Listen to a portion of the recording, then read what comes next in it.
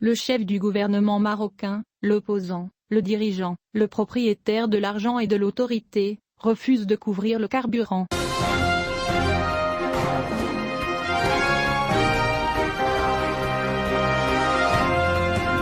Le gouvernement dirigé par Akanouche, l'opposant, le dirigeant, le propriétaire de l'argent et la plus grande société d'hydrocarbures et l'autorité, a rejeté 2 projets de loi présentés par le groupe de la Confédération démocratique du travail à la Chambre des conseillers. Le groupe de la Confédération démocratique du travail à la Chambre des conseillers a reçu une lettre d'Alnam Mayara, président de la 2e chambre du Parlement, qui incluait la position du gouvernement sur les 2 propositions précédemment soumises à l'attention du Parlement. La correspondance ne mentionnait pas les justifications du gouvernement pour avoir refusé de discuter des 2 propositions. C'est une prise de position qui clôt cette initiative législative qui a eu lieu au niveau de la Commission des finances, de la planification et du développement économique de la Chambre des conseillers en vue de soulager le peuple marocain démuni d'un lourd tribut grevé par lui du fait de la cherté des prix. La proposition de nationalisation de la Société marocaine des industries de raffinage Samir, qui est en cours de liquidation judiciaire,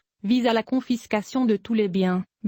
immeubles, licences et brevets détenus par la même société, débarrassés des dettes, hypothèques et garanties pour le compte de l'État marocain. La proposition indiquait que l'intérêt public du Maroc exige d'assurer l'approvisionnement régulier et sûr en énergie, en particulier les produits pétroliers, qui sont tous importés de l'étranger et représentent plus de 51% du panier énergétique du pays, et d'autre part, la préservation des acquis financiers, économiques, sociaux et de développement apportés par l'entreprise Samir au profit du Maroc et des Marocains. Quant à la 2e proposition, elle vise à réguler les prix des carburants au Maroc pour protéger le pouvoir d'achat des citoyens et prévenir les effets négatifs des prix élevés des carburants sur les dépenses de transport, les prix des matières agricoles, des matières premières et la vie quotidienne. La proposition vise à exclure les carburants de la liste des prix libérés des matières, à confier aux autorités concernées la régulation des prix des carburants et des produits pétroliers, et à fixer le prix maximum de vente des carburants au public chaque lundi à minuit.